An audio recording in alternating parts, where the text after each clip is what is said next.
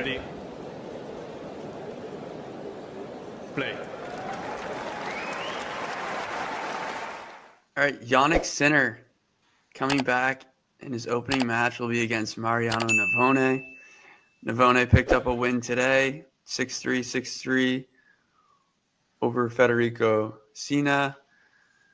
Now, Jannik, he returns from the 3-month suspension, returns in Rome. He's been practicing in Monte Carlo. That's where he does reside. And, I'd say those conditions are, fairly similar to Rome. I know he's gotten practice sessions with Jack Draper, maybe Berrettini as well. Holger Rune. And then, he just played a practice set with Taylor Fritz. So, that's the known. That's what we know. And I guess that's what we can make our bases and predictions off of. But what do you guys have to say about Jannik Sinner returning? I mean, it's very exciting. We have the #1 player in the world back, seeing him for the first time since the Australian Open. So I think there's a lot of excitement around this match. I think the biggest key for him will just be how quickly does he get back to match speed. Even when you are having practice sessions against top players, they're not going to go quite all out in the same way that you would during a match. So how long does it take him to get back up to speed? Is it a few points? Is it a few games? Is it a set? We don't really know. We don't really have a situation to compare this to. So that will be interesting to me. I do think this isn't exactly an easy, gentle way back in for Sinner. Navone's such a clay court, in a sense, like he's a clay court specialist. Real scrambler. Going to make Sinner play a lot of balls. And, that might be what Sinner actually needs to kind of just get back into his rhythm, just hitting in match kind of situations. But I have no doubt Navone will be all over the court and making Sinner play that extra ball even when Sinner doesn't want to. But, I expect Sinner to come through this, whether it does take him a set. And basically in the first set, Sinner plays pretty mediocre and loses it. But I still expect him to come through this. But it should be interesting to see, because Navone's just obviously someone that can really take it long. So if he does, it'd be interesting to see how Sinner copes with it. But still should be Jannik's day. Yeah, I think those are all good points. I'd say, with Navone, like he's such a grinder. But you think about it, like it actually might be helpful for Sinner to hit a lot of balls early and try and gain rhythm, because Navone, he doesn't have like super weapons that are going to trouble you. The backhand's of course super solid, super compact. The forehand has a little pop, but from I guess if you're looking at it on a chart, you wouldn't see his name on any of the ground strokes or even the serve. So I feel like there's plenty for Sinner to work with in terms of getting a feeling from the ground, different areas of the court, and then ultimately kind of once he gets into the rhythm, letting loose a bit more. The other thing I'll touch on is, as Carson said, the match fitness, I guess rhythm of the match, getting your timing down.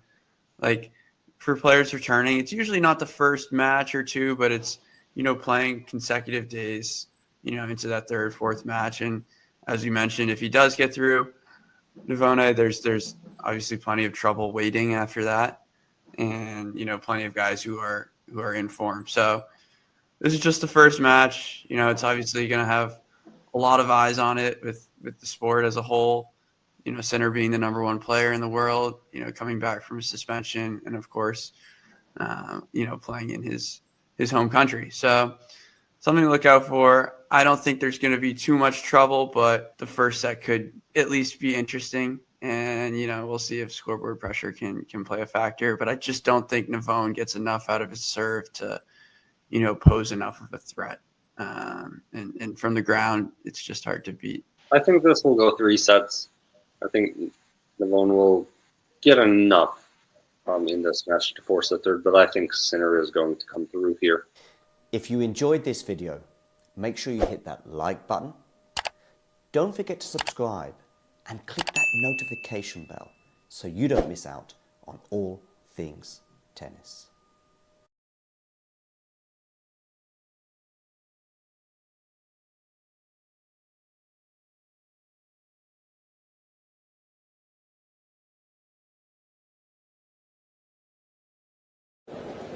Ready? Play. All right, Jannik Sinner coming back in his opening match will be against Mariano Navone. Navone picked up a win today, 6-3, 6-3 over Federico Sina. Now, Jannik, he returns from the 3-month suspension, returns in Rome. He's been practicing in Monte Carlo. That's where he does reside.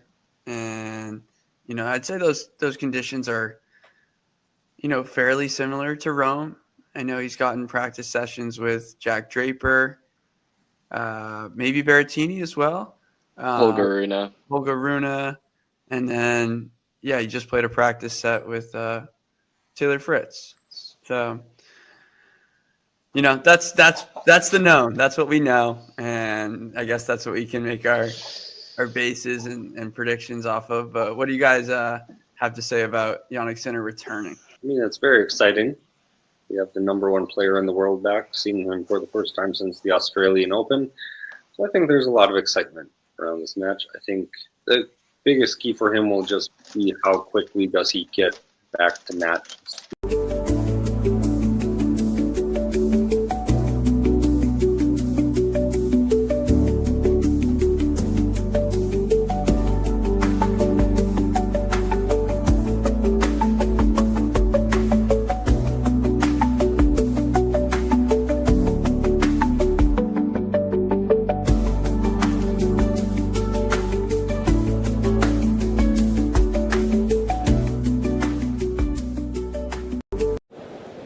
Ready? Play.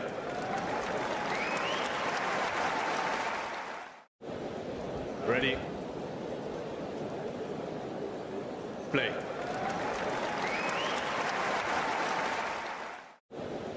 Ready?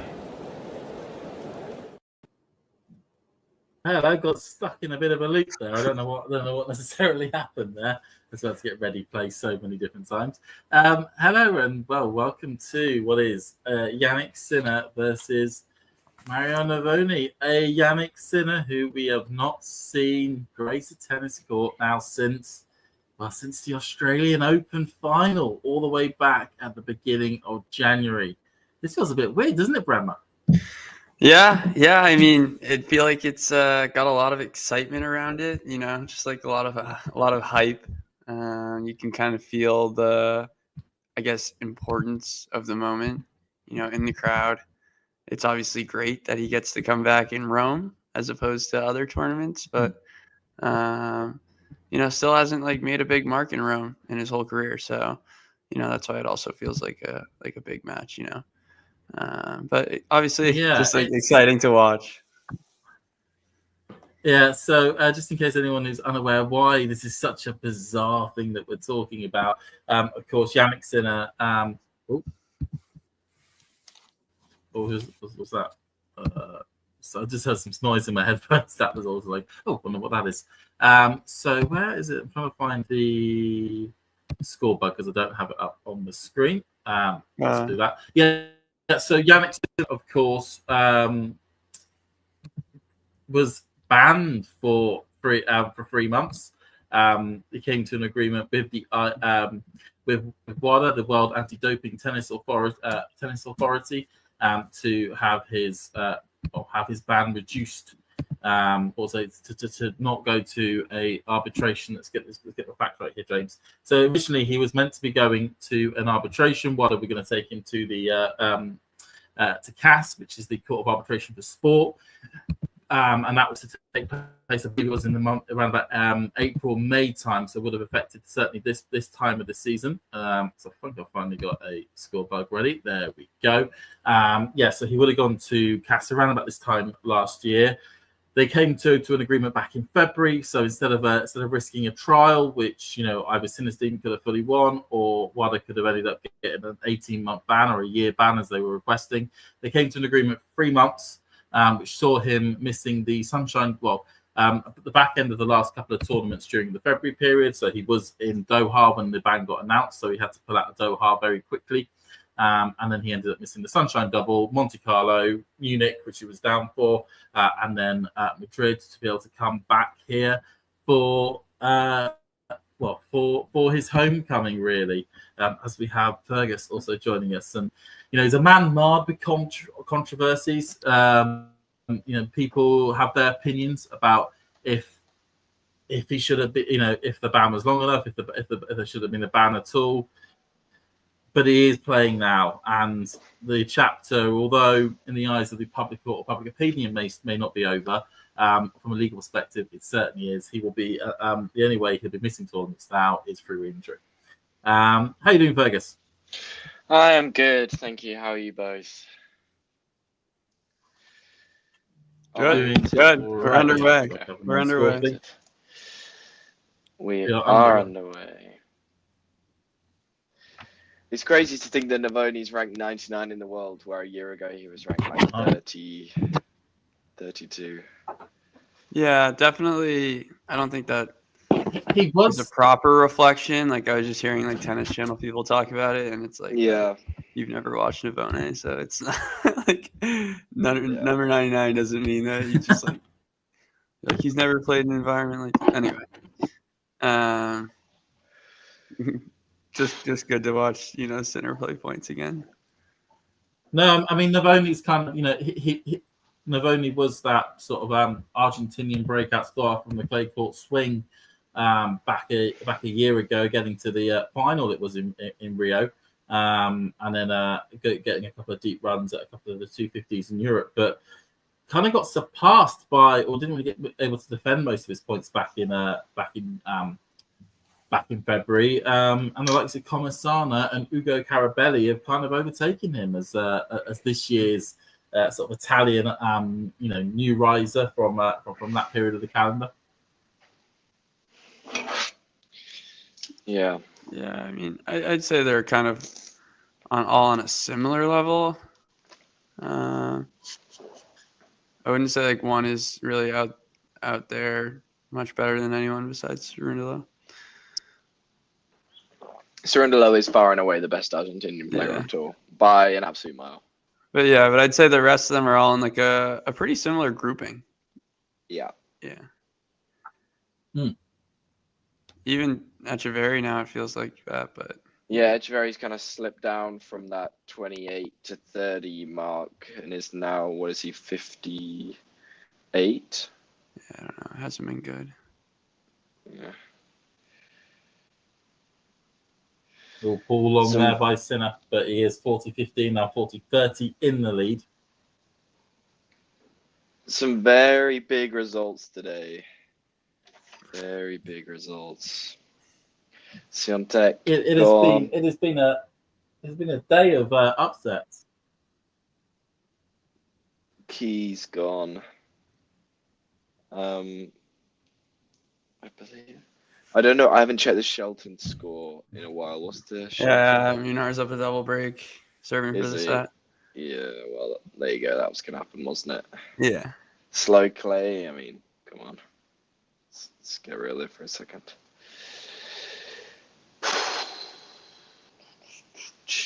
Yeah, I mean, did we preview this one, Fergus? Was it me, you, Carson? Yes, we did. Yeah. So, I don't know, just to update people on my thoughts, like, I think Navone's like almost perfect because he's gonna like allow Sinner to get more rhythm, and I just don't feel like he has enough like weaponry to really challenge Sinner. But he'll get him on the move, but that'll just like, I guess, help Sinner throughout the match, I feel like. Sinner gets his first game on the board in 3 months. But actually over 3 months now. Yeah, the black kid is pretty tough, I'm not gonna lie. Yeah. Like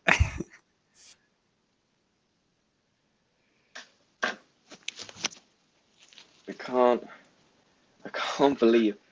Was it Damien? Was it Damien that said that he still thinks Iga's gonna win? And then Iga's gone out round 3. Who said that? Damien said that he still thinks Iga's favorite, and now she's gone out round 3. What, of Rome or? Yeah, bro. Yeah. I mean, I didn't expect that result today. I'm not gonna lie. No, I don't think anyone did, especially in the manner that it. Yeah, I got you. Hold on, just give me a sec. Sorry. Bro. Sorry about that, because I think you're trying to stream both because I'm like falling behind hearing you lot. I want to make sure I can actually be involved in the conversation.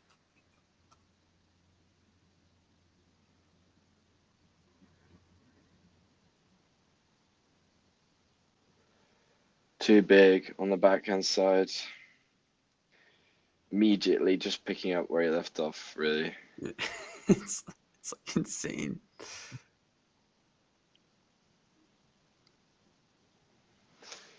I want to see those points where he's in a hole and he somehow wins it. You know, Right. I just want to see him like defend out of his backhand corner. It's like turning defense into offense for him.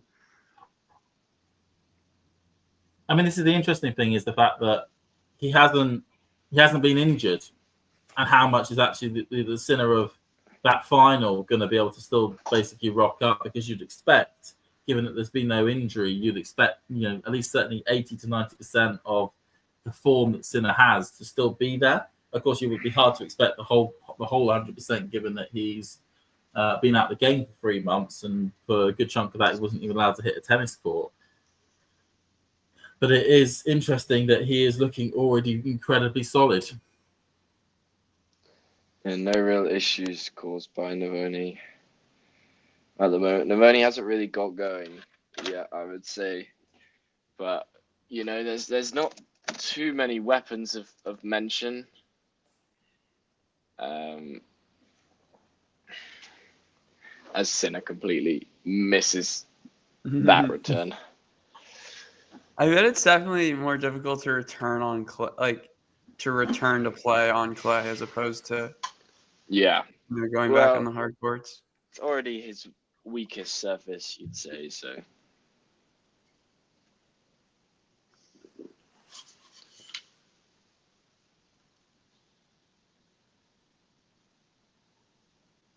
It's great depth from Navone. Mm-hmm. Gets us back to 30 all from Love 30.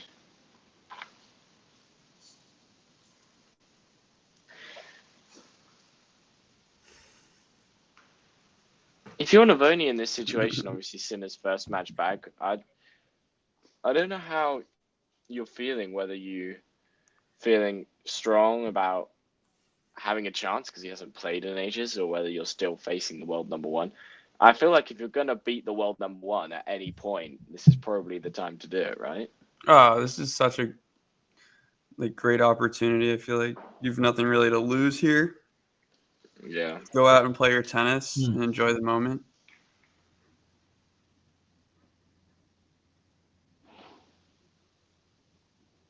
I mean, if that's possible. Yeah. But yeah. Oh, that went slightly wrong there. The space was there, though. I thought. Yeah, 100%. Had it, yeah.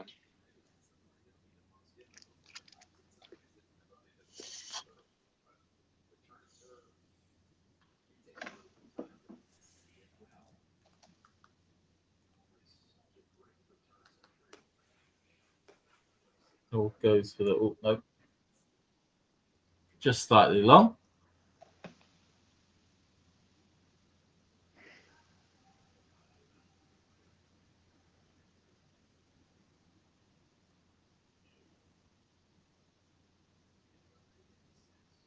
Cross-court to cross-court exchange. Then they're coming forward slightly, back on the baseline.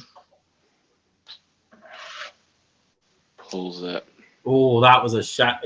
I think we're certainly seeing the 3 months worth of rust with that sort of shot. Yeah. Yeah, I guess. Yeah, just trying to turn on the forehand. Yeah. Which is what we're He's probably Beautiful combo. here to expect. Beautiful. Is that Go on, James. Oof. as I say, this is kind of what we're to expect with this match. Like as Navone is able to hold on there from a pretty half precarious situation, holds on to his serve. Is that we're going to see some shots where we're like, oh, that looks a bit dodgy, or looks a bit sort of wild. I'm curious to see how well Sinner moves after not playing for so long and having a week to practice here pretty much a week to practice here in Rome. How well he gets in and out the corners, especially because Navone is going to make him play every single ball. But yeah, and I feel like maybe Sinner definitely would have preferred to have come back on Madrid sort of terms. The altitude and the conditions in Madrid probably suit him more than they do here in Rome, even though it is his home country. But yeah, maybe this just isn't exactly his. This is probably his weakest conditions in a sense to play on. Right. I mean, just slow stuff in general. Yeah. Having to generate all his own pace, when he plays and there's pace on, he just redirects so ridiculously well. Yeah, there we see like a classic +1 that usually he slots in the corner, just caught out there, and then maybe we'll see that pass from the backhand side most times, but well. Now, Navone up love 30 on the Sinner serve. Yeah, looks like Navone's nerves have sort of disappeared a bit here. Getting that first hold is huge. Oh, but then away with backhand from Navone. There looks, it's a bit like watching a Jack Russell at the back of the court there in terms of just like the energy that he's putting into every single point. Yeah, he's doing well in this game, especially he's landing those returns right. He's so deep, so he's so deep in the court and he's landing those returns so deep. Yeah, and Sinner's being pushed back, not quite allowing him to get on the front foot right. immediately. And then 2 timely huge serves. Love 30. Serve wide. There Great goes. backhand. Yeah. I wonder I if we're think going to see him. seems. Go on, James. No, go on. So I guess I was about to make a silly comment, Karen. Oh, right. I wonder now. Sinner was obviously restrained in emotion on court before his ban because obviously he knew what was coming in the investigation. He said that he didn't really enjoy his Australian Open and US Open title as much as he would have liked to because he had that lingering over him. I wonder if we're going to see a more emotive Jannik Sinner on court like we did before the allegations. Just curious to see how much expression and emotion he puts into his game on court now that sort of he's served his time in a sense, and he's now back on court with I guess a free man, obviously in the eyes of some people not, but in terms of technicality reasons there is nothing else that is going to be done about it. So I'm curious to see as Navone brings the big point with a drive volley. Yeah. Fergus, I'll touch on that after we see this point. First break point of the match goes the way of the Argentinian. I was going to call him small, but I actually don't know how tall he is. I think he's like medium height. Yeah. Well, he's got a second serve to look at here.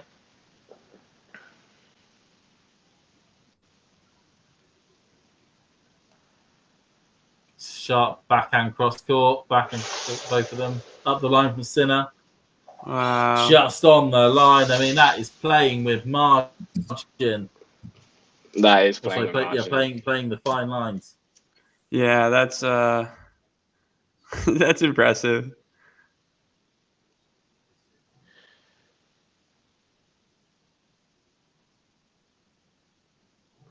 As expected, the Campo Central is absolutely full to bursting. Well, I mean, if there's a spare seat, then the person who isn't sitting in there has made a grave mistake.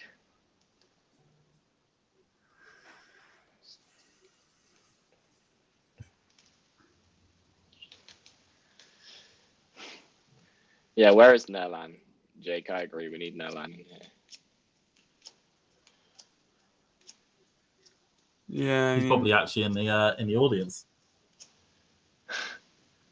Yeah, he's been working on that flat wide serve as he does hold for 2-1. Oh, Whoa, and just about. Wow. Almost Just slammed that one about. straight into the net.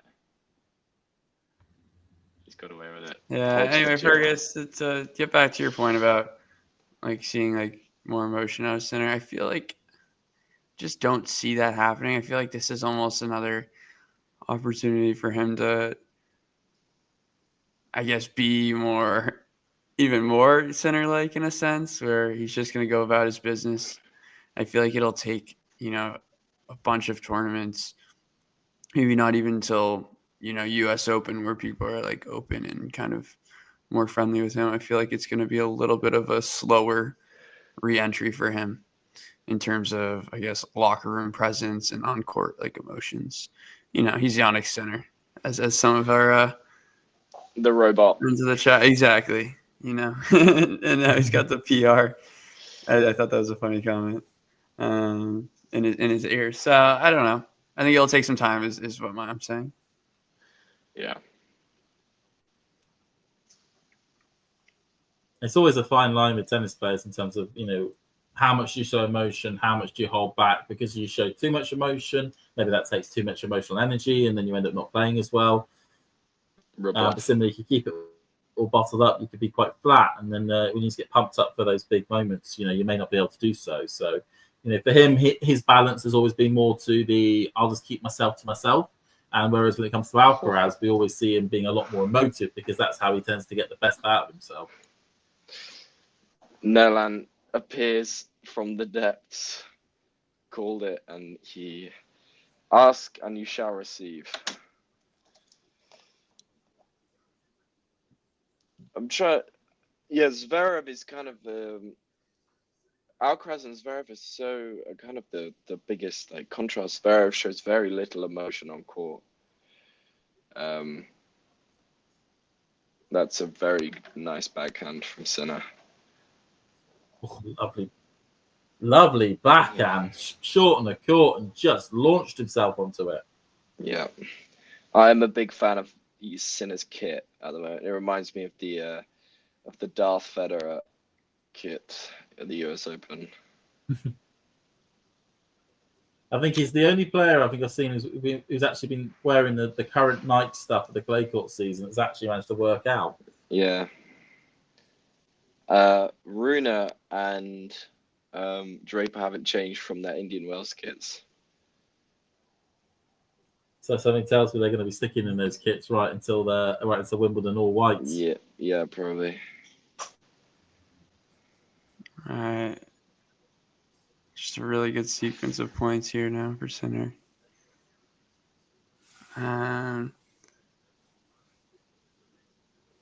Lovely backhand. Oh, and he's got three great points. Nike. Yep. Yeah. Well, it turns out Sinner actually doesn't have a new girlfriend, as we all maybe. As we all kind of thought it was reported, but who knows? I'm sure he's not that bothered. Sinner seems like the kind of person that isn't too focused on that sort of thing.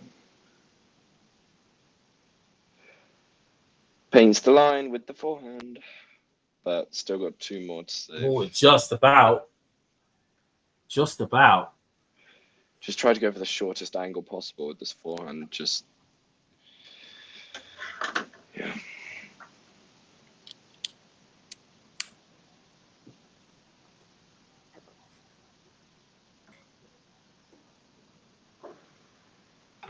second break point, or no?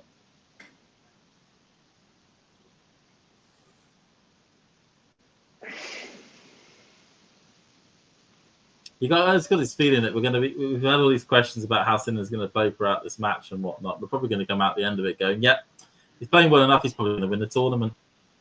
Yeah, I mean, I didn't. The guy's been training. He's rested. It'll just take a few matches to get it back. All right, He's got the break. He's got the break. Sinner does break. Yeah, that's just impressive again. Like out of his backhand wing, put so much topspin on like a defensive backhand. Yeah, exactly. It's really, dude. It's zipping back.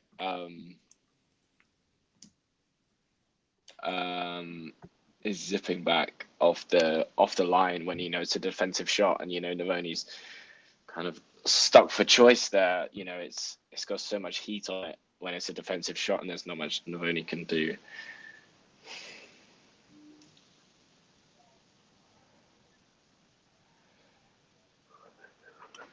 Shelton's getting dogged right now. Is he? Yeah. Well, it's okay because John's prediction was fine that Shelton would have a positive record coming into this clay season. Rolling Garros, yeah. Oh, yeah. I mean, yeah, Tiafoe, a tough one, losing to Offner. It's like really. It's been a mad, like you said, it's been a mad day of results. I mean, Fritz losing, Ego, of course, earlier on. Giron from 4-love 40-15 down. That's crazy. You think with Taylor Fritz's serve, you would never see a situation where he would give up a double break lead.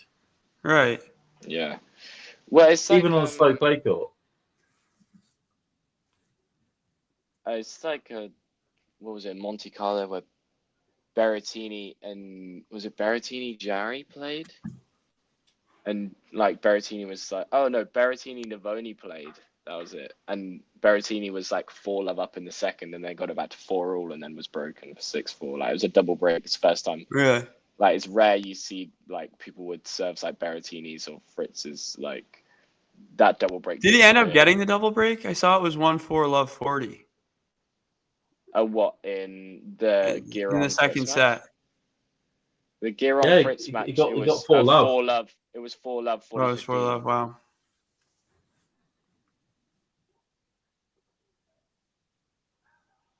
And to lose both breakers, I mean that's. It also makes it interesting for that number 4 slot, because if Draper gets to the semi-finals, it means that he would be able to take over the number 4 slot from Fritz and get his own quarter in the Roland Garros draw.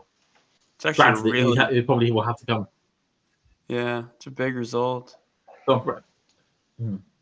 He's gonna have to beat Alcaraz, and yeah, he'll probably have to beat Alcaraz. It's going to make it a tall order, but you never know. The optimist as ever, James. I mean, he's beaten him twice already. He's got the win on grass. He's got the win on hard. Just the win on clay to complete the set. Yeah, easy as that. That's ridiculous.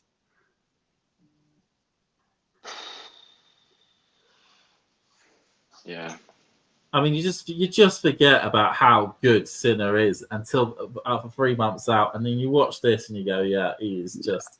There's a reason why last year and the beginning of this year he's just been head and shoulders above the rest of the field. What was he last year? 73-9, was it? Yeah, I mean, he really just killed everyone, and then when it came to Carlos, it was just a little. Yeah, a little slippery. Or Rublev. Oh yeah. Yeah, was it twice last year that Sinner Rublev beat Sinner? Actually, Rublev just once, wasn't it? Rublev was the only guy to beat in the Alcaraz semi-finals in and Sinner Canada in the same season.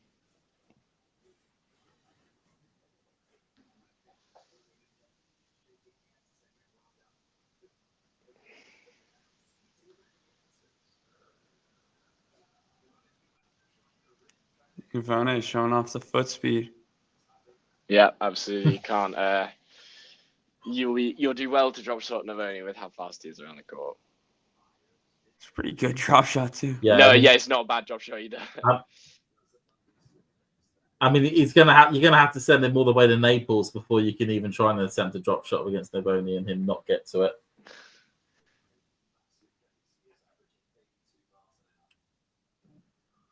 And I'm hoping my geography is right there. I couldn't tell you. My geography of Italy is not that impressive. But yeah, I wonder who's the fastest guy on tour is, as in like. Demonar. Oh yeah, it will be Demonar. But like in a straight 100-meter race between Demonar and Alcaraz. 100-meter, I like that. I mean, 100-meter right.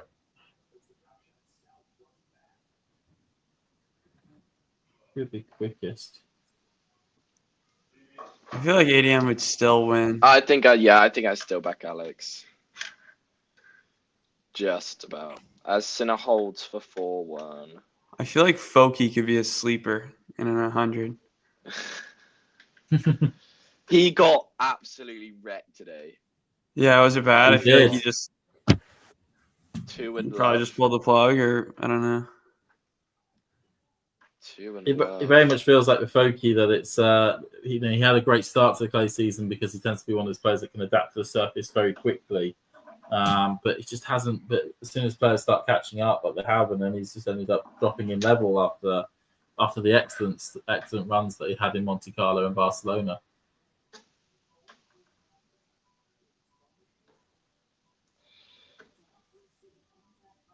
De Jong showing why he's actually really good. Why he should be paid attention to, especially after that win over Fonseca. Marione being Rublev again. I called Marione in 3. Yeah, that was always going to be a Well grind. done. Yeah. I mean, Rublev has no confidence whatsoever at this stage. It's actually remarkable because I believe that when he won Doha, I thought that would have been a turning point, at least to get some area of consistency back. But it just seems to be more of a blip on a downwards trend almost. Yeah. I mean, it was remarkable, and you didn't realize it until I saw the graphic that popped up with like Rublev with the number 16 next to his name when we're so used to seeing the number 6. Yeah, 6. Yeah. At a lot of these tournaments, and he's currently live ranking 17. Potential if a few players have a couple of good runs for him to drop even further. I mean, it's all part of that consistent trend with the likes of Tsitsipas and to a degree Medvedev, but we'll have to see more. But from the season of that generation, that cohort, basically being caught up and overtaken by the majority of the field. Nolan, my thoughts on Iga's loss today. The alarm bells are ringing now for Iga. Now, world number 4 at best. And if Jasmine Paolini wins the competition, she'll overtake Iga Świątek into number 4. Yeah, and Really? if Paolini does win the competition, which isn't I wouldn't say it's impossible by any means. No, it's not. Then Iga doesn't even have her own quarter of the draw in Roland Garros, and that's as someone that's defending all 2,000 points. I mean, yeah, just that second set could have been a breaker, but she had a poor service game at 6-5. Collins just took it with Iga too many errors off the back and wing. But yeah, she's got a big regroup to be doing now. Lovely forehand. Yeah, lovely forehand from Navone. Just checking it made it. I mean, did you potentially see the option that she may look to try and play with someone like Strasbourg next week? No, I don't think. I think she's. This is the thing, like the way she needs to make a decision whether she plays more, and tries to just get matches under her belt, or whether she plays or whether she just goes to Roland Garros and just tries and gets as adapted in Paris as possible. You know, she's had so much success in Paris. You know, she'll feel right at home. I mean, it is still 2 weeks away. But and usually, and compared to these tournaments where you only get one match against a player ranked outside the top 30 in the world, at least at Roland Garros you get 2 matches, and that can give you the ability to get some. Yeah, just those wins. I don't think it doesn't matter how she gets it done, as long as she gets to round 3. You know, then she'll feel right at home in the tournament, unless she pulls Osaka again in round 2, or something ridiculous.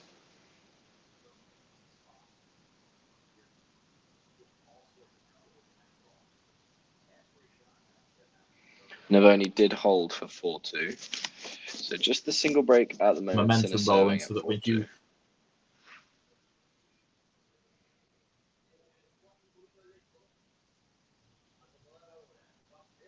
Yeah, Munar up a double right now. In the second? Yep. Oh, that's rough. Serving at 3-0. What was the score in the first set? 6-2? Yeah. Is Shelton down to play Hamburg? That's a good question. Hold the line, caller. I'll go find out.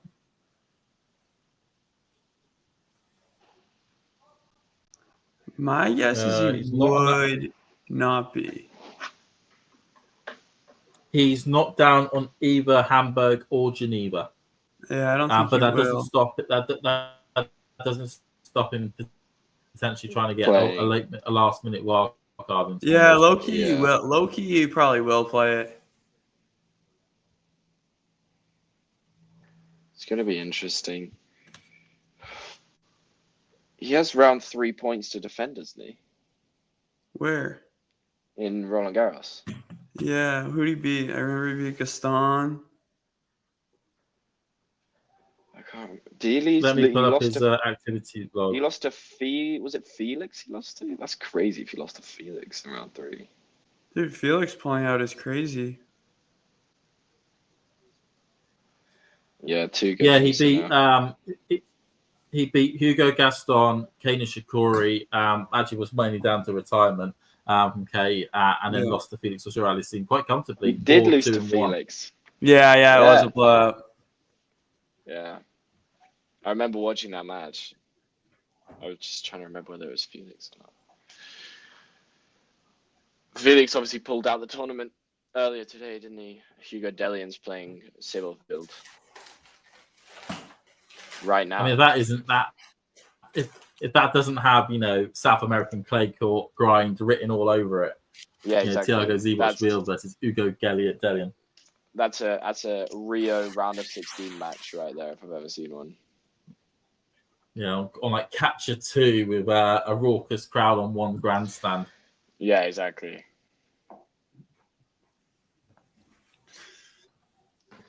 And Sinner looks in control. Holds to love for 5-2 in the first.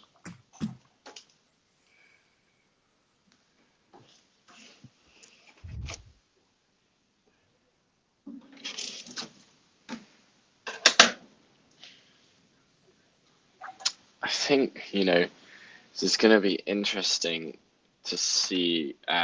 Is it next week seedings decided? Is that right? So seedings will get seedings. So once Rome finishes, then we'll know we'll know rankings. Seedings will be made of. Yeah. So let's have a look on the men's side. Currently sneaking in the 32nd seed is Greek Spore. Currently, her catch at the moment, if things stay where they are, but he's obviously defending a lot of points and he's still in Rome, will be outside the seedings.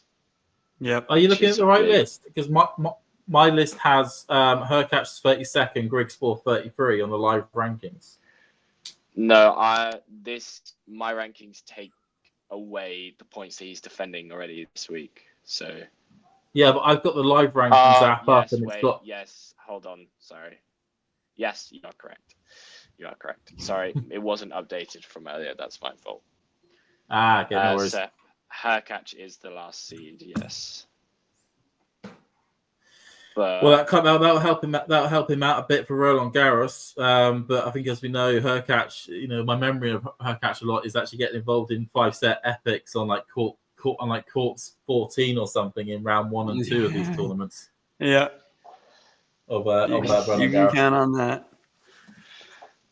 I think, I don't see any other changes being made. Giron's going to have to go on a crazy run to knock Hercatch out of that last seeding spot. Hmm. So Hercatch, Mickelson, FAA, Nakashima, Berrettini, Shapo, Fakina, the kind of the top last 6 seeding places. I mean, I tell you what, if you're a top 8 seed, you're not going to want to draw Berrettini in the third round. In the third round, yeah, that's going to suck. Yeah.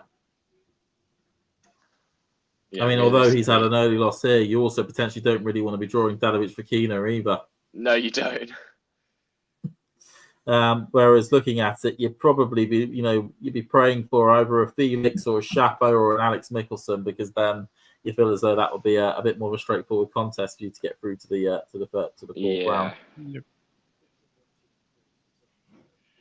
Even Popperin, who's the last 24th seed. No, Popperin will be in that 17 to 24 category, so he'll play somebody ranked 9 to 16. It's going to be a bit of a bum fight. You're looking at it. That that 9 down to 24 category. All those players could beat each other on their day. I mean, it could be a pretty messy third round worth of matches actually, with they'll meet each other. Yeah, you're looking at the Americans, kind of seeing who's gonna pull up. Really, Navone holds very comfortably for 5-3, and Sinner will serve it out.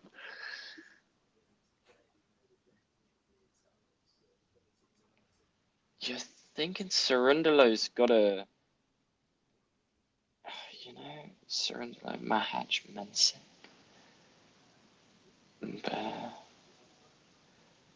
No seeding for Lehechka. That's going to hurt after a really tough couple of weeks. Yeah. It really surprised me because he has such high highs, but the beating of Alcaraz in Doha and a couple other what feels like big results, and then to see him all the way down at 37, it's like, wow, I didn't realize how much that semi-final in Madrid was really quite reliant on your ranking. Yeah, I mean, still a little bit unproven on clay for me, or just maybe like not as exposed to him on the surface yet. But he plays and he withdraws, but it's really like slick hard. I guess hard of any sort is where he will do his best. I think he has potential on the grass as well. Lachka, I mean, flat ball striker, but sometimes just like a hot and cold type of player. Definitely. If you watch if you look at both the Norrie matches this year, they played in Indian Wells and then in Madrid, had it completely on his racket on the match. First set, both of them 6-2, I think, and then just completely lost it after that. Just blew up. Obviously, getting bageled by Norrie in the third in Madrid. It's just right. Yeah, just really blows hot and cold sometimes. I mean, it's also remarkable how much he relies on power in his game, because I noted that with the Norrie match in Madrid, as soon as the sun went away, it kind of just took a little bit of the pace out the air and made it so that Norrie could get into a few more rallies than he could during the first set, and just helped switch the tide of that match quite quickly. That's a tough break for Navone. Yeah, I was gonna say it's an unfortunate bounce. I mean, looking at at 15-30, then you have life, but it just hasn't bounced at all. It's just rolled. For any Osaka fans out there, she's just took in the second set against Boskova. they're going to a third over on Grandstand. Wow. Yeah, now it's 30-all. So like, First you double think for about Sinner. how important that last point was. Yeah, exactly. Wow, Navone feeling a little hard done by that, really shot off the line. Still earns a pressure point, right?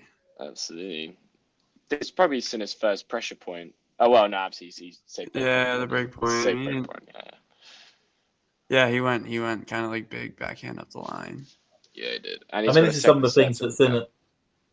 I mean, this is something that Sinner won't be used to. But you know, so another thing he'll be getting used to here is now having to serve out sets and whatnot, and then dealing with the slight pressures that come with that. Right. The problem, I mean, I don't know, like, we could be here all day talking like that. But he just says pressure. What pressure? I mean, I bet his tiebreak record is off the charts. Like all the big moments, he's there. He just makes you play so much. Yeah, they were talking about it at the AO that his ability to find that first serve on break point was just a ridiculous number. Yeah, it's getting that first mini break and a tie break, runs with momentum. Like I said, I think the only person you really struggle with is Carlos. Yep. I can't think of. It's the last breaker he lost was probably Echeverry in Shanghai, right? Or was that 7-5? Oh, he just clips that one. The last breaker that thing he lost. Sinner lost. He won Shanghai though, yeah. Yeah, no, I think he lost the breaker in the first set. 7-5 Yeah, to Echeverry. that sounds. I mean, like that sounds. 7-5. I'll have a look at the activity. Give me a tip. Back on a pressure point here, though, Juiced. Sinner first serve. Yeah, it was Thomas Martin finds- Echeverry. That was the last time. That was the last time he lost a tiebreaker. Second. You're crazy. Or third round. You definitely looked at. You knew that his question was coming. I genuinely did not. That was just. I've asked you that before. Then. No, genuinely, that was just. That's insane. The match is at probably like 2 a.m. too. Second set point for Sinner. Takes more off it to land that first serve, and Navone floats wide with the forehand. And it's works wonders. Gets the first set. Absolutely. It's like he's never been away. So, a few more errors than he would have liked, I think, but as expected.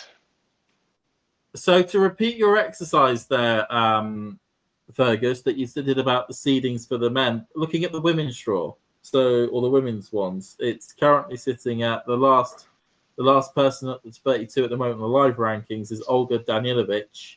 But there is the potential that if Magda Linette wins her next round match or Peyton Stearns, then she could overtake Olga to take one of those seeding positions. Very interesting. I think Linette as well will be definitely looking for that seeding place, feeling as though she can kind of make that next step back into that top 32. Sinner even on breakpoints to winners, breakpoints and forced errors to winners, 11 apiece, and Navone sitting at just one more error than winner at 6-7. Yeah, the only other stat that points out to me is only 4% slicing. So we haven't seen it at all. No. Maybe 2-3 slices all match.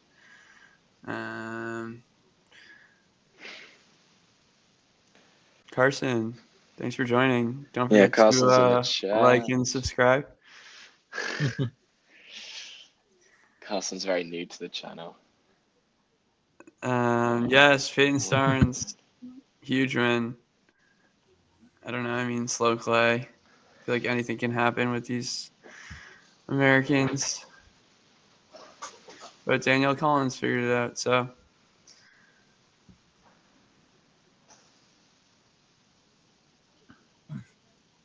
Just looking at the women's rankings, I'm still kind of guessing when Haddad Maia is going to lose all these points. It was Madrid, right? We had this combo.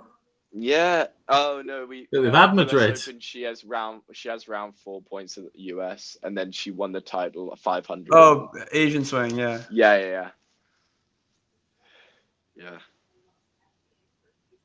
So that's I how feel she like started she's- padding her ranking.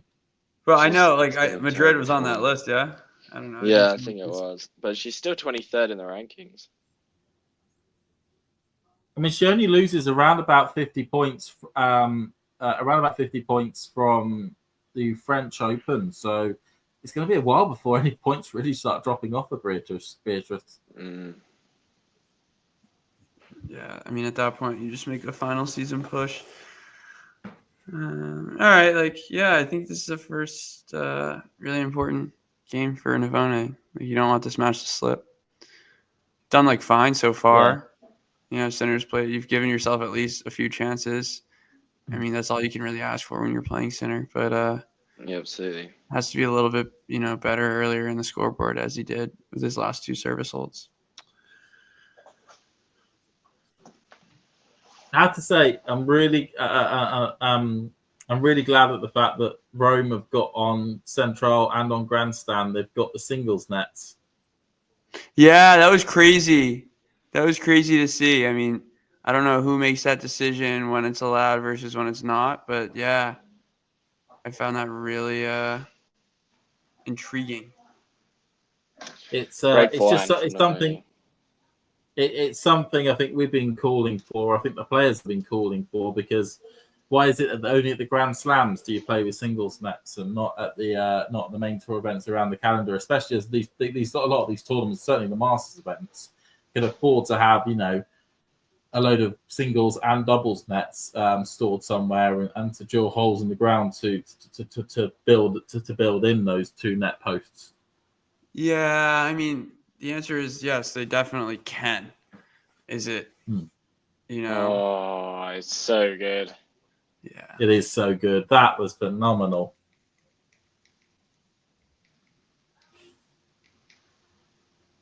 It's very, very nice.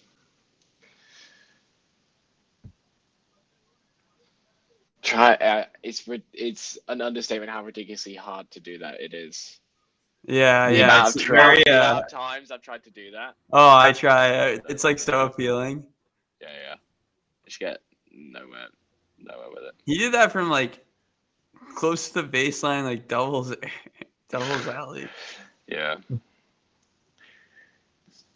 They love to do it when the ball's back on the rise. Slow ball. Yeah.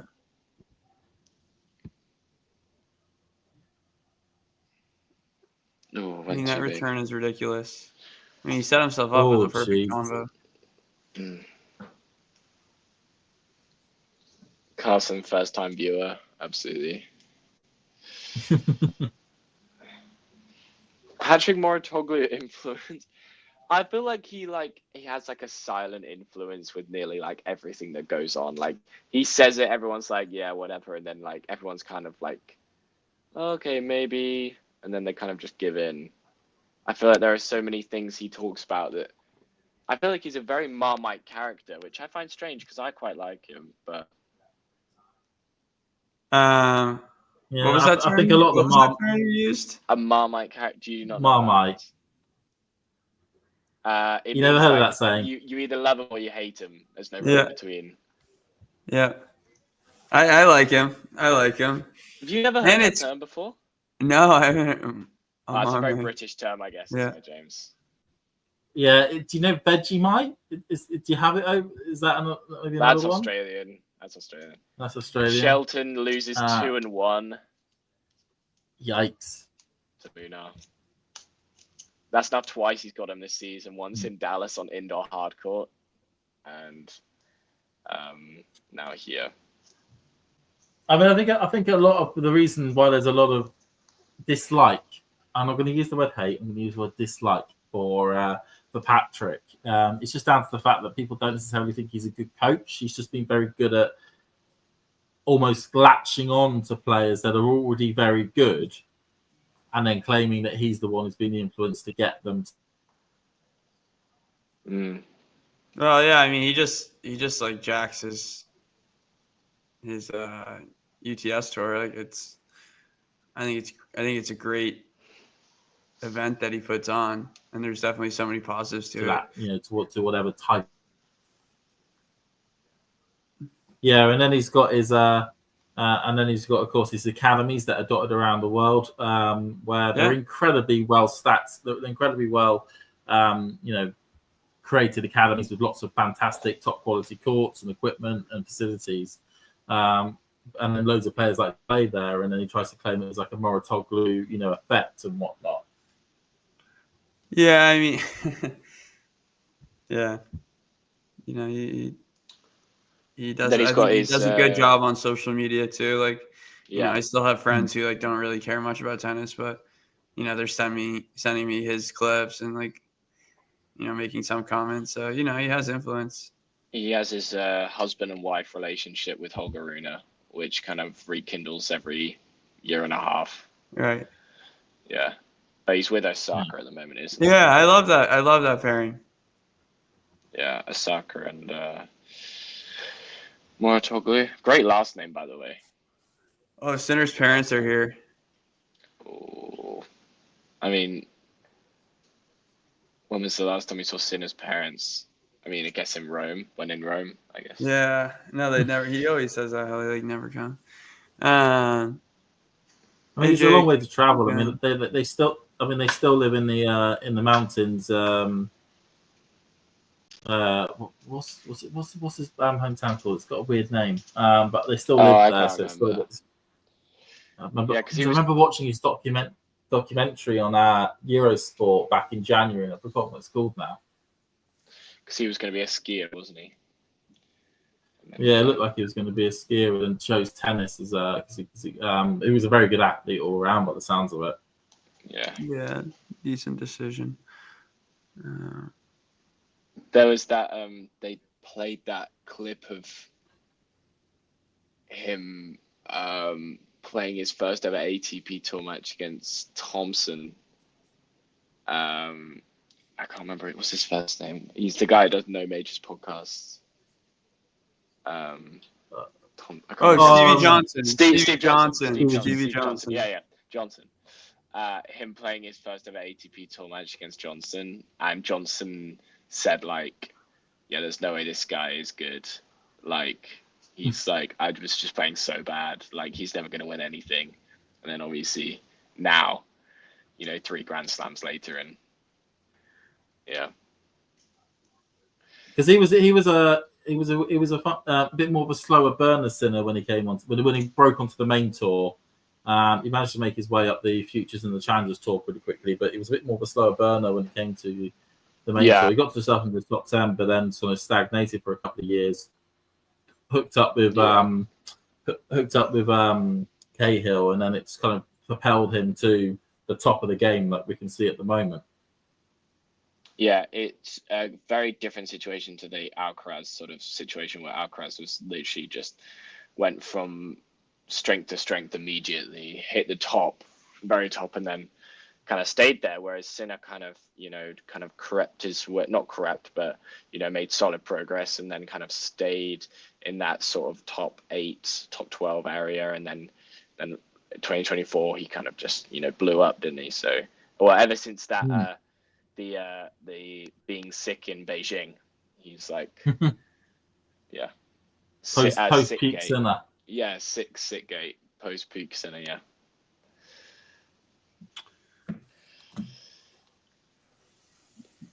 No, I mean, we see it with players. I mean, you look at the previous generation. You know, Medvedev wasn't necessarily somebody people were looking at as a really promising youngster. You know, got himself to around 50 in the world, stagnated for a bit, and then made some serious changes and managed to get himself straight. Yeah. James, I think, has cut out. Hopefully he'll rejoin us in a second. Oh, really? And he can finish his point. Well, he's frozen on my screen. Cheers, mate. And he's gone. He'll be back in like 2 minutes. Yeah, they just showed a nice overhead of Stadio Olimpico. Oh, Sinner goes so big. Yeah.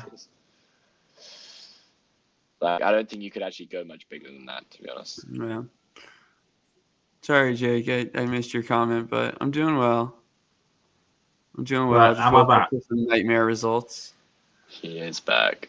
There you James go. is back. I am back. Thought you- Cool. thought you Yeah, would be. but before my internet connection decided to kick me out, I was just trying to say that you don't have to show that great potential from like 18 years of age, like we saw with Alcaraz. And also, we look at another one where they showed that great potential and shot at the rankings with Zverev. I mean, he was an incredibly good, teenager, Yes, winning a lot of quite impressive. Yes, second youngest ever ATP tour winner, wasn't he? Like, apart from Yeah, because Nadal he and won then his. it's Zverev. Wasn't it 2016 when he won a match in Hamburg or something? I Hamburg, think yeah. it was. And he shot up to the top, but then kind of wasn't able to get that next step further. I mean, he probably is arguably going to go down as one of the best players never to win a Grand Slam if he doesn't get if he doesn't improve, if he doesn't get that over that line that one time that he just wants to do. Wow, I mean, pretty monster hold there from Navone. That is a pretty monster hold. Fearless That forehand, tennis. That forehand on game point, very Like, nice. he's kind of well, I mean, look, when you're playing like these top guys, you have to go for it, a little bit more. Yeah. But he's getting into a little groove here. 15-30 hold there. 2-1 scoreboard pressure. Telling Sinner that he's here to play. I'm just going to touch on your point, James. I was thinking about, it's pretty easy to say Zverev is one of the best players to never ever win a slam. And then you think about like all of the players that played during the prime sort of Big Three era, Bedic, Tsonga, Davydenko, Soderling, those sorts, Nishikori even, those sorts of players. How did they stack up against Zverev? In terms of players that didn't haven't won a slam, but like obviously they had the Big Three to compete with in arguably the prime of their careers. So, and Ferrer, yeah, absolutely. I mean, it's one of those things where there's so many more.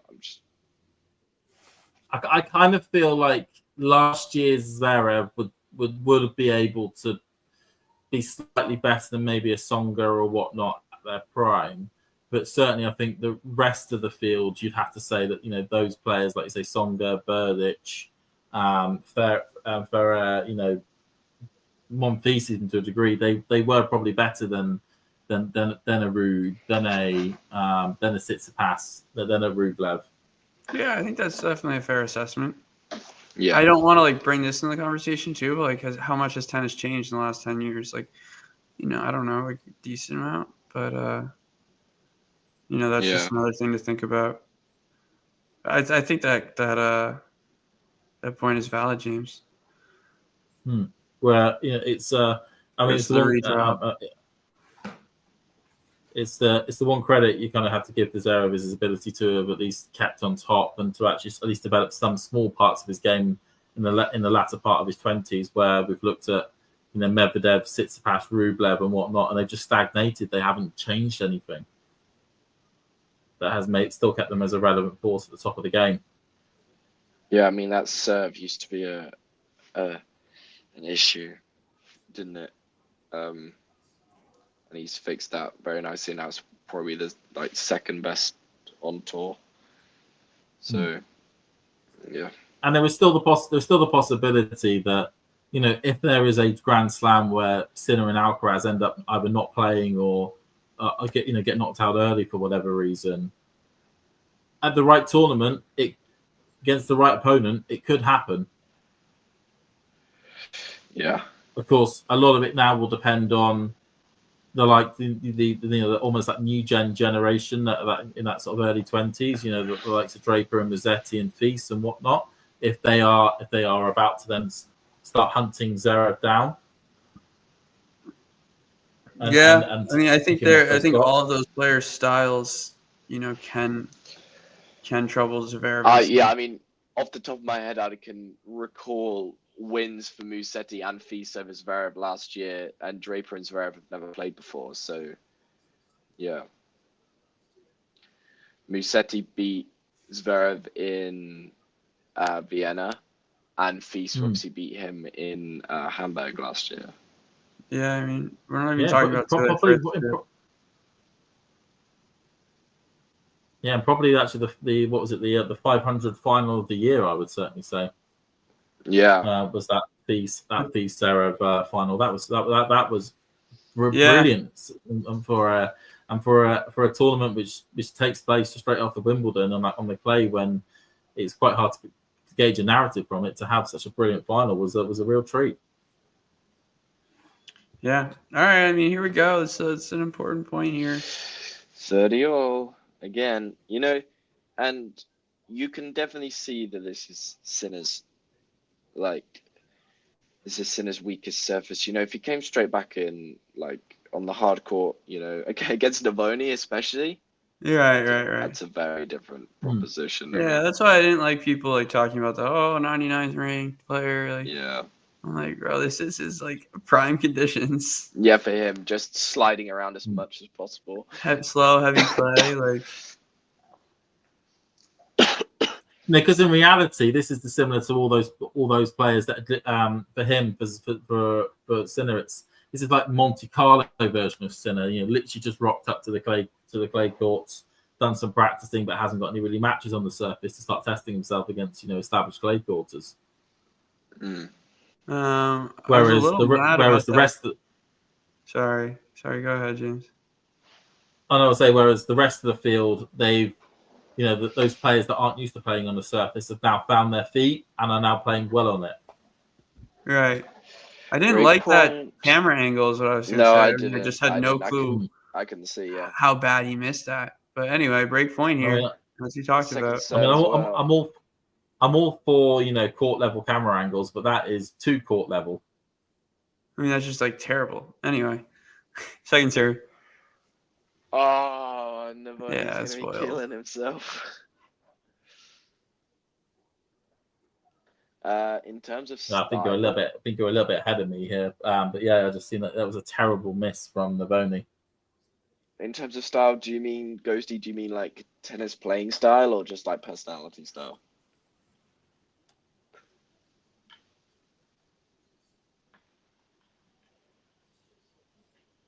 Still juice. Still an important point.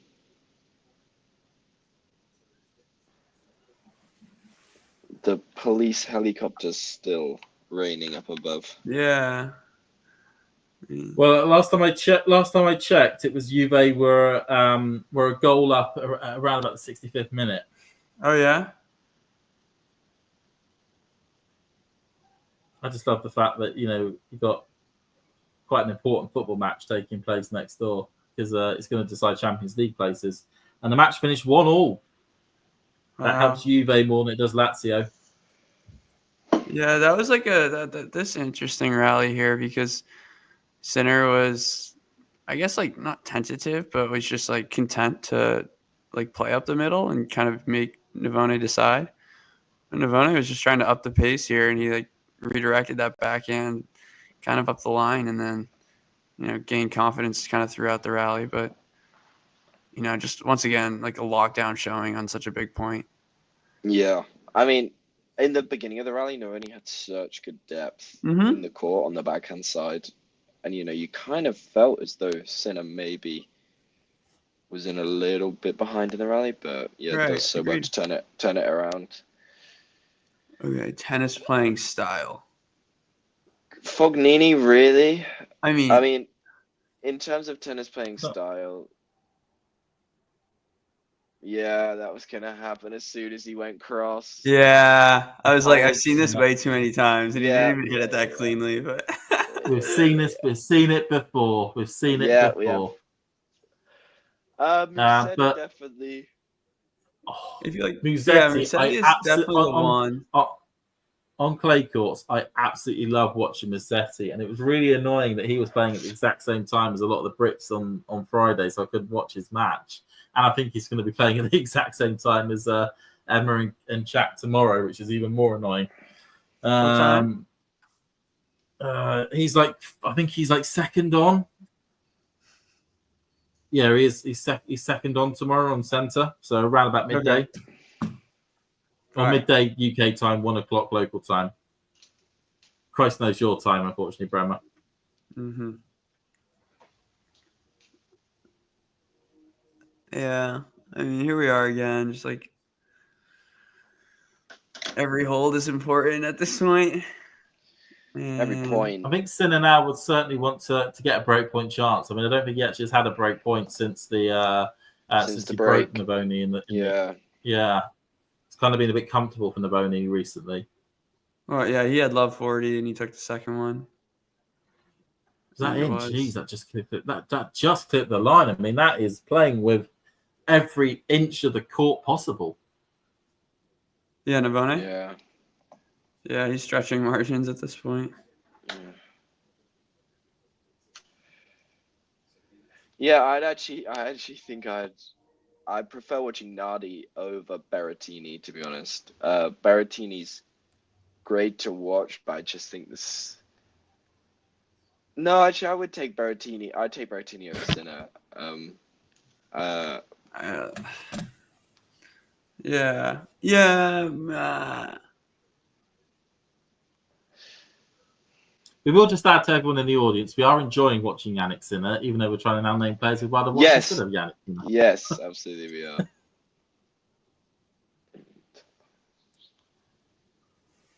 Give me your top No, two it's looking like another comfortable. Italian men. Do Give you me still your top want 3 Italian. Do you still want playing style, or do you just want top 3 Italian guys on tour? So those are 2 very different questions.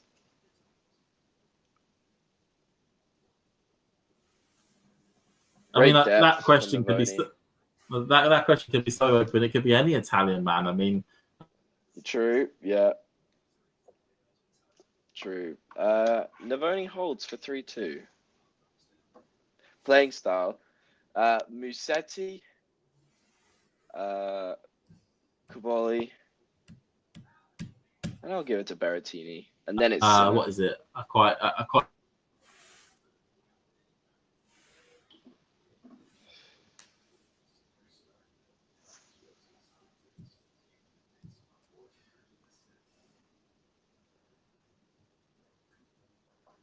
Clearly Mario is number 1.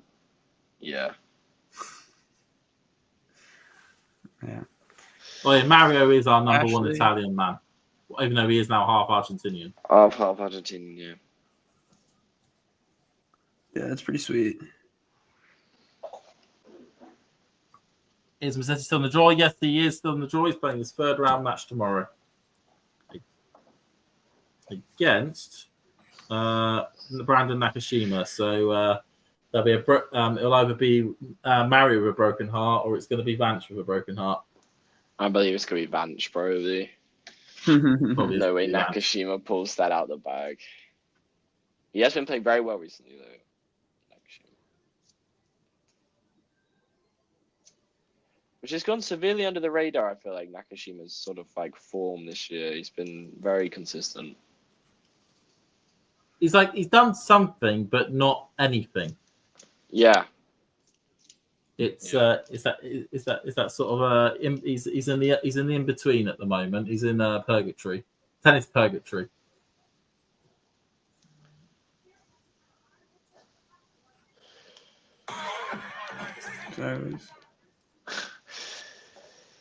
Sinner serving at 2-3 in the second set. Could be a trap. Yeah, I guess.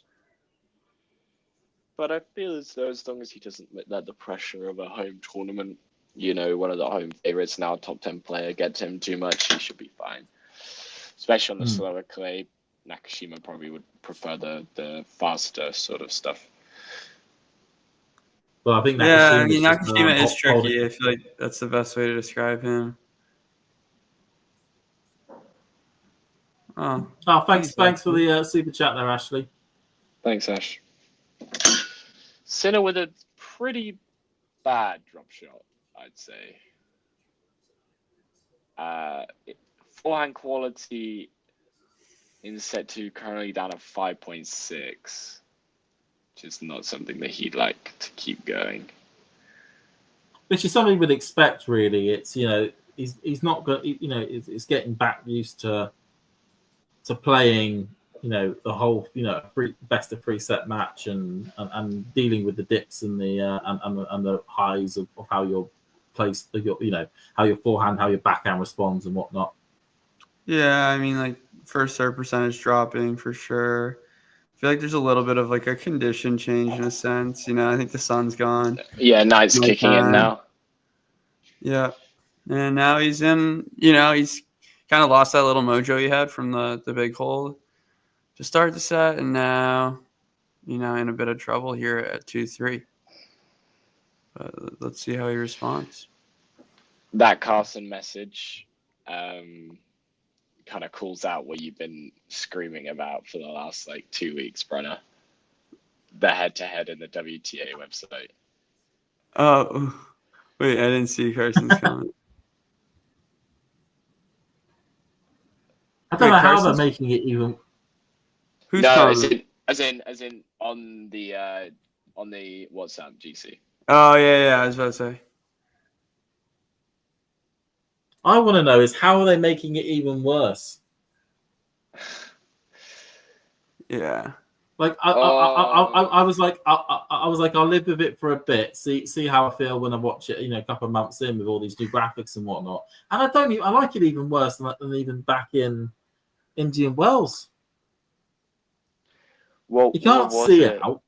Yeah. Well, I think it was at Charleston. You actually I couldn't see the scoreboard at all.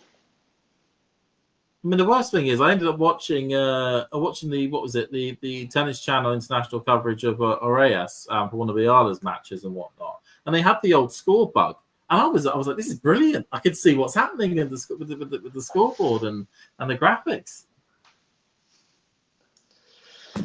That's the first ace of the match. Wow. Yeah, timely, of course. Yeah, as per, and now game point for Sinner after being 15-30 down in his most recent service game. I just don't know how you can take away a match breakdown from a website revolving around their head-to-head. That just doesn't make sense. Yeah. That's anyway. Big hold. I don't know. I feel like it's kind of go time for Sinner here in terms of that. It's kind of. I feel as though it's kind of inevitable. This break is coming for Sinner to kind of end this one, go 4-3 up with the breaks, the sit down, Yeah. But Navone's actually been serving really well in this second set, so.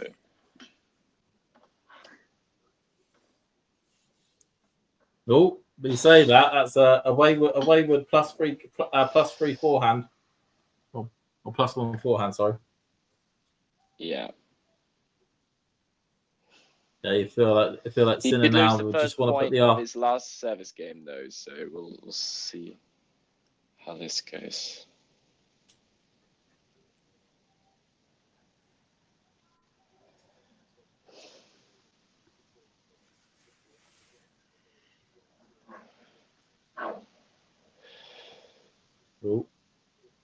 Just yeah, a good body second serve. Very good second serve. Straight to the body. Any momentum Sinner was building up there is gone. I'd say Sinner's probably smelling some blood if it was love 30, but yeah, Navone's gotten away with some of these holds. Yeah, he has. Oh my god. Of course. Yeah, movements off the charts. Just absolutely ripping it. Yeah, I mean, you do see Navone in terms of, I always praise his backhand. There it is on display, hanging in a pretty heavy cross-court rally. And it's been there all day, even the returning. But, it's just difficult to outlast. Mm. Well, I mean, he did actually try and get out of that rally. Yeah. Cross-court exchange. You know, he pulled the trigger first. He switched Right. to go line, but it just wasn't near enough to the sideline, and you know it's gonna be always tough.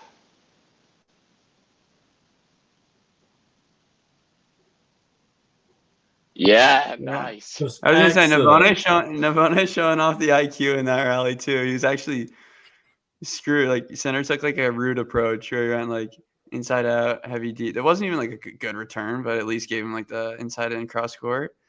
And then Navone with a little like IQ goes line for line there.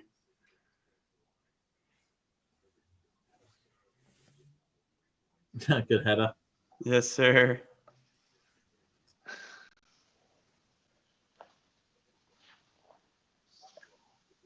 Yeah, you're not hitting a lot of winners against center. It's like Huge second serve again. you don't hit winners against Alcaraz, do you? Like,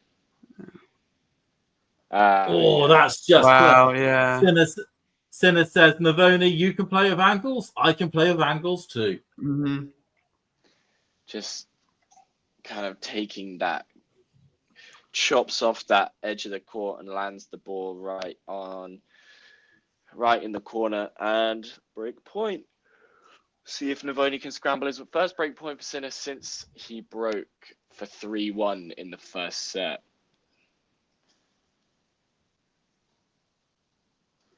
Second Goes serve into as the well. nets. Oh, pressure. See where this goes. Into the body. Oh, ill. He went big and missed. He went big. Wait, that's not his mom, is it? I think it is. It might be, right? You can't be nervous. Yeah, right. But like a hold like turns this match on its head, kind of. Yeah. No, yeah, I know what you mean. But yeah, right. Like that bit of nervous.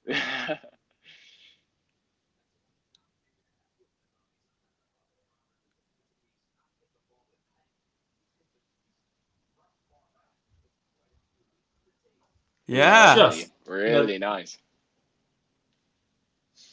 Yeah, totally. I'm just gonna put this out there now. If this goes to a third, I am gonna have to shoot off, unfortunately. Yeah.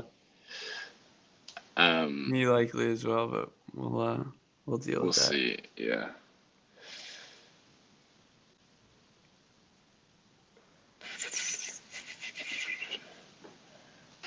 We will see.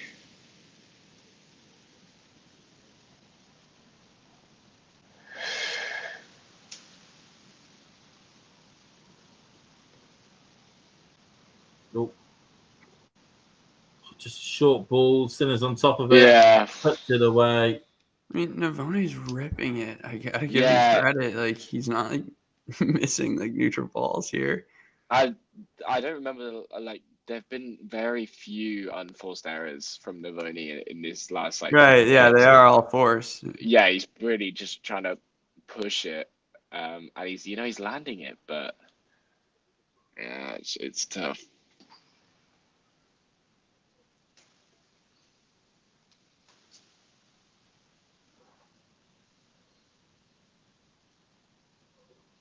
Down by Sinner, forehand by Navone. Oh, What a backhand by Sinner.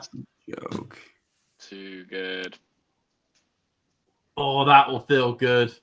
That will feel good if you're Jannik Sinner in a backhand winner like that. Sold the Argentine a dummy. Feel as though there's not much he could have done there. Played the forehand quite nicely.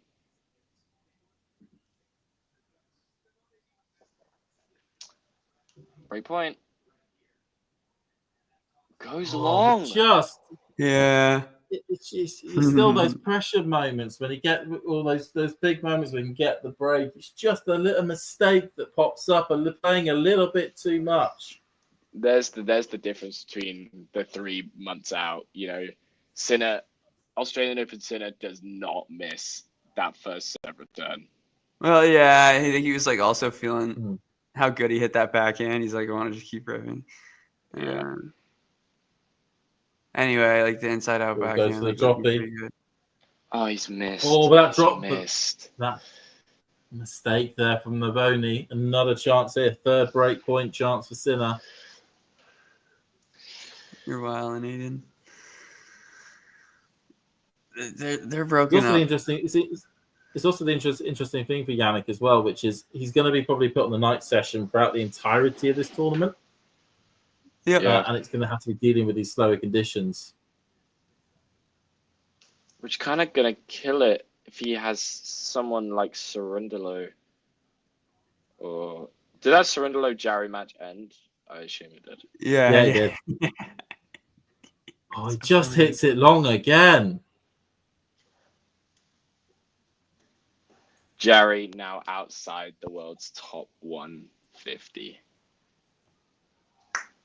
Well, he's just in. I think he's just in the world's one top 50 in the live rankings at 146. But basically, Yeah. around about 150 in the world. Yeah, 150. Yeah.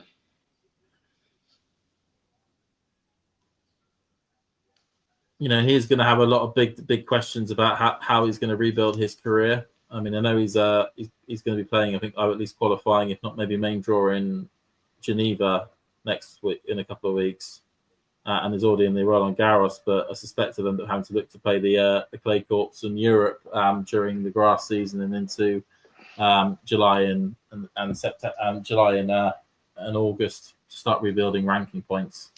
Yeah, I mean,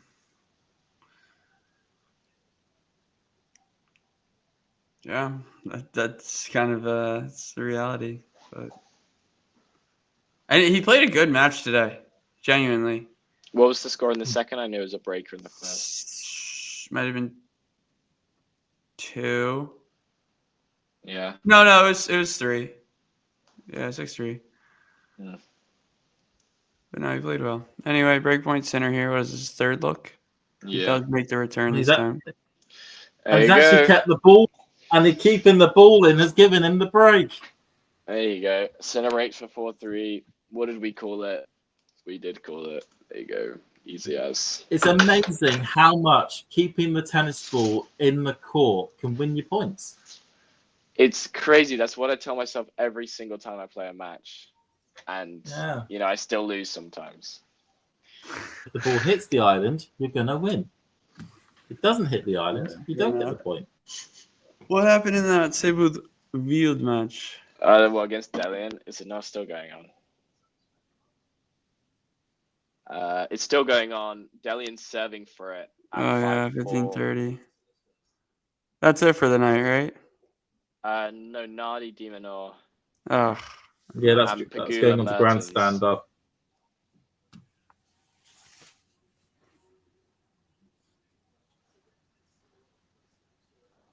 I mean, I will give Rome its kudos at having the 6 or the 7 o'clock.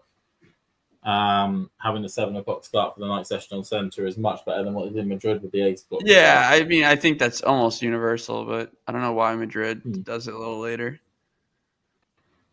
They claim cultural reasons, but I don't know how you can really justify that. What was it? With an international tournament. Cultural reasons. Cultural. Okay. Fair, I guess. Supposedly the Spanish stay up later. Yeah.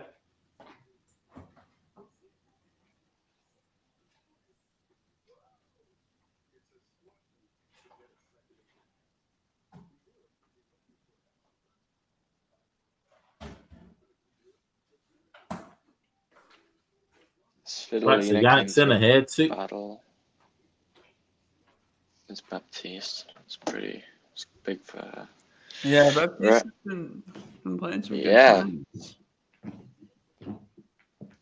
Yeah, Ghosty, you're actually correct. That is alternative a high percentage strategy. Smacking the ball into your opponent's chest. That is that. But trying to nail it every time. Lovely forehand from Navone there. That's big. It may win you the match, but it also may win you a court order. Yeah. Both are true. Yeah. Depends what's more important to you. Jake, are you still here? Who's here? Jake. I'm reading Jake. his his tweet. I'm curious about Lucas Klein. I think he's talking about. All right. Yeah. I mean, Half chance for Navone. A couple of wayward shots here from Sinner. Love 30 now. Right.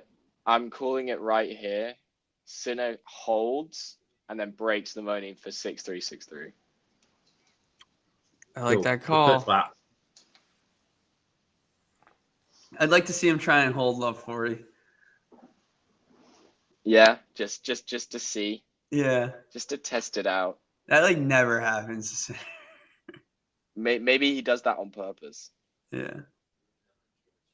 Oh, well, he's won the first point, Like the so we're not level going to of see a that love plus 40. one, the level of that plus one compared to the plus one he hit in like the second game, was it? I don't know if you remember. I mean, Yeah. No, yeah. it's like ridiculous. And then, I mean, that volley is also. We're also kind of in a bizarre situation with this side of the draw, just thinking about it, where it's kind of fallen apart. You know, we're kind of reliant on, you know, when you're looking for the big names to make their way through, for Sinner to continue to win.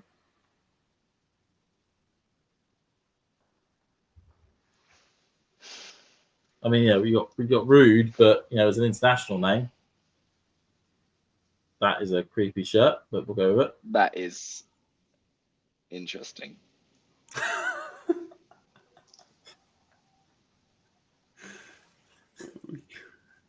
Is up there with that person who shot that Jack Drake that got? Yeah. Is up there with that what person? you mean. The poster. Yeah. Yeah. It's the same fan that's been following Jack around for the entirety of the year.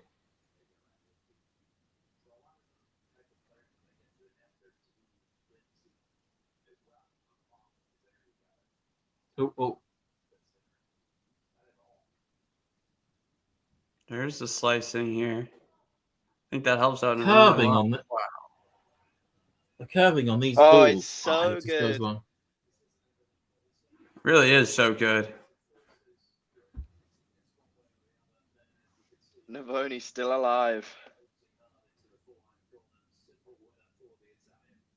Break point.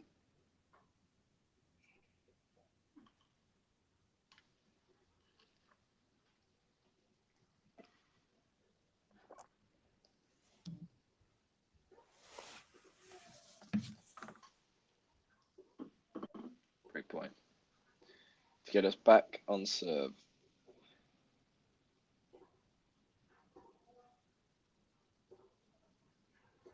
Oh, Sinner does hit the net, and we're back on serve.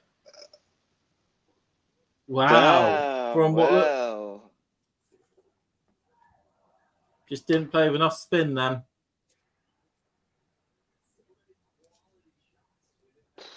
Well, here we go. That's quite interestingly. Osaka winning her third round match into the fourth round. Quite a big win for her on play. What was it in the third? 6-3. It's good. That 1-2-5 in France last week was a big confidence boost. Totally. It is. It's amazing how just dropping down a level, getting some match wins can really help your confidence out. Yeah, I mean, she went 3 with someone. It was like Diane Perry. Oh, he's really pushing him from side to side here. Yeah. Really good. I wonder if Navone's getting some crowd support. Like Ghosty's predictions on track right now.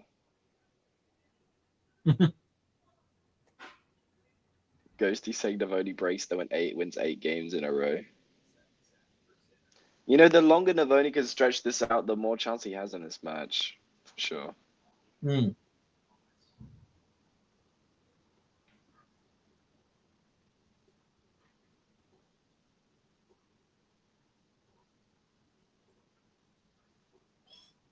the shape. It's having to be that good from Sinner. It's having to be that good from Sinner. You feel as though Navone was there. He was there. He just didn't know what to do with it. Didn't go cross court, didn't go up the line, kind of just Trying to bunt it back over.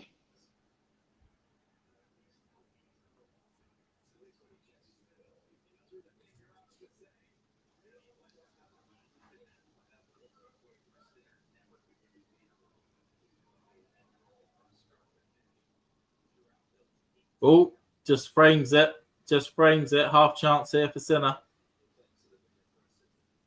How many times do we see this? They get the break and then one bad service game and it's all gone again. All their hard work.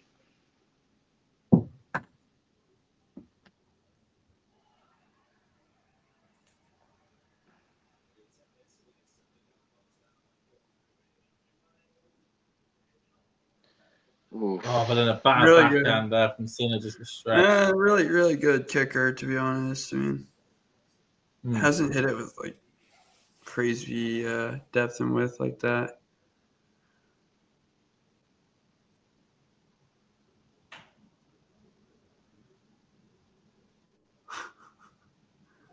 Just goes long.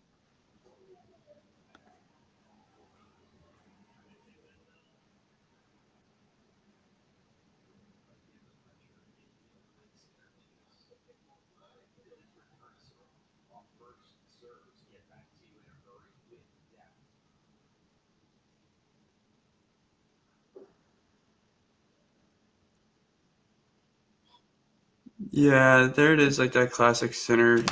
Center you know, point. pickup. That's a But very that's like center point. he makes Yeah. that look easy. That's like one of the hardest shots in the game.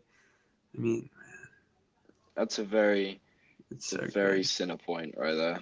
Yeah, he started to read the rally a little bit more. Anticipated better to the forehand side. It's a good job.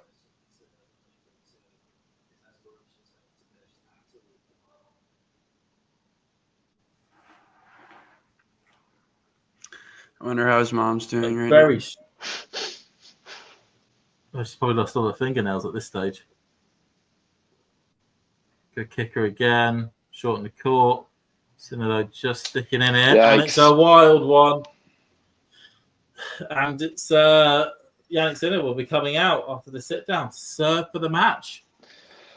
No, Ghosty, not an overhead smash. It was an approach shot, particularly when the opponent uses a very low slice, picks it up, puts so much topspin on it, and sticks it in like that right wing area and follows it to the net. Nurlon, I think you're sleeping on my tennis ability, but we'll let time tell. I don't know James's tennis ability actually. That's unknown to me. Yeah, that is unknown. My tennis ability. Yeah. To keep it a secret. I can tell you I play with a single-handed backhand. You do? Yes, you do. I do play with a single-handed backhand. That's crazy. Yeah. Does it go in? I model it off. Does it go in? Yeah, of course it goes in. Is it 98% slice? I was gonna say, am I playing Dan Evans or what? Yeah. No, you're playing Mazzetti. You're playing Mazzetti when you play. Oh yeah, Oh, yeah. it's just All that right, good. all right. It's just that good. It's that good. I mean, I have had people that come up to me after I've finished the match and start speaking to me in Italian, thinking that I am Mazzetti. You're thinking that you are Mazzetti. Okay, Yeah. Thought so.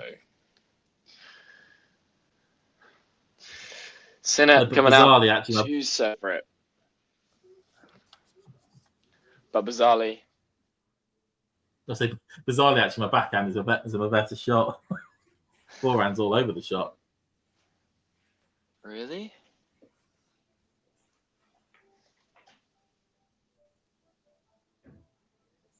What's the serve like? I can imagine. Do you put? Is there lots on your serve, James? I like playing with slice.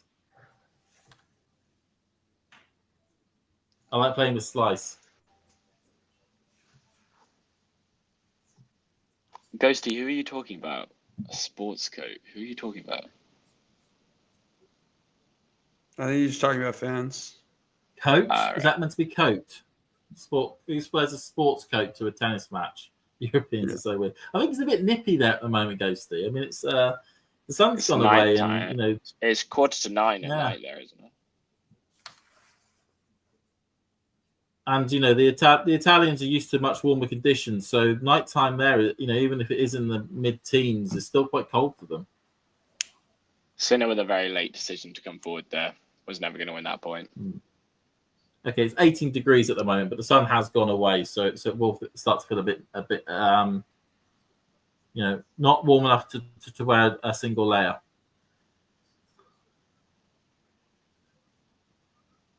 It also has been quite windy today.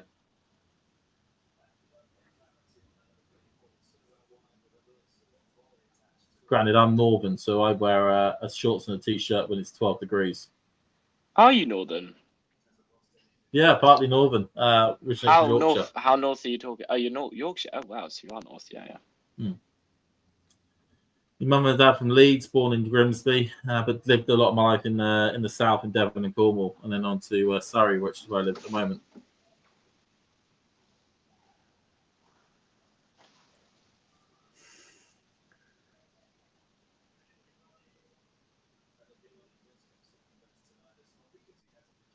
Oh, goes for a bit of a height on that one.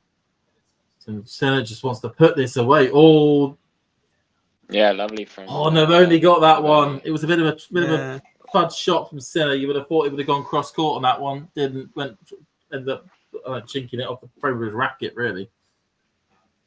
Yeah, I mean, I don't know. What I take away from that point is like how lively his footwork was, kind of dancing around the backhands. Just like gotten already like immensely better throughout the match. Still 2 points away for Sinner, but also 2 points away from the break back. He's gotten exposed to quite a lot of emotions in what feels like a fairly straightforward match because he's Jannik Sinner and just like his ability to hang in some of these like backhand cross court rallies. And, it's not easy to handle Navone's, depth and spin. But, he still had to like get out of trouble and like, gets broken. So here we are, 30-all. Just moving it around each other. Yeah. Oh. No. Oof. Oh, but there's the mistake. Yeah. There is the mistake. He had an ability to put a lot of pace on that one. I just had a look. He'll have a lively opponent if he does win this match. There's a lot of people standing up waiting to watch him because they'll be playing Jasper de Jong in the third round. That will be interesting. Yeah. De Jong, nothing to lose, comes out absolutely creaming the ball. We'll see. Yeah, he's gotten to play some sensations recently. Yeah. Get some Match point. Match point. Goes down the tee. Down the tee. Oh, an ace. Just when he needs a 3 point, that it gets delivered. Maybe it's and a smile on the face of Sinner, just about. There we go. Yeah, Sinner wins. Jannik Sinner 6-3, 6-4 on return. And now a smile to the crowd, to his home crowd. Yeah, I mean, I think we saw it kind of in the later stages of that match, like the true level coming out. The footwork so clean, hitting a variety of shots. But, he got better throughout the match. But like I said, I think like the big thing about this match is he got kind of exposed to a fair variety and range of, emotions and like different stages throughout the match, having to try and save break points, immediately breaking back after getting broken, serving out a match, 30-all point. So I'd say, this match checked all the boxes, and credit to Navone for making it difficult. Definitely wasn't easy for Sinner. No. Wasn't simple, but he gets it done, and I feel like that's what he had to do in his first match back. I'm going to have to shoot off, so thank you all. Thank you, James. Thank you, Brenna. I'll see you soon. Thanks, everyone in the chat, and I'll catch you very soon. See you, Brett. See you, Yes, Vegas. sir. And Brenna, we'll probably end it here because I think we all need to go. Rome keeps rolling along. Sinner keeps rolling along. and we're going to see who's the cream that's going to rise to the top, who's going to become our favourites for Roland Garros, based off how Rome performs. See you, everybody. Boom. If you enjoyed this video, make sure you hit that like button. Don't forget to subscribe and click that notification bell so you don't miss out on all things tennis.